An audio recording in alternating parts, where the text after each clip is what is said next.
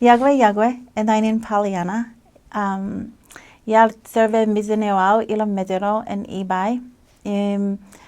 Kia ngai kwalagao tilik nan maleleo au ken Yagwe. Ilo au terbalelo madol. Alo bala miderolo lukun Yagwe an eldolo sistolo.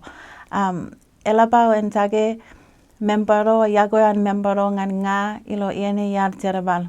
Elabao Yagwe alamizin remadol. Pues elaban an alamizin tipang nga ilo moyo ilo iene nga yal terbal ilo medero ibai. Elabao Yagwe membero. Alamizin nge lukun elap peruanan Yagwe ngan alob alamis.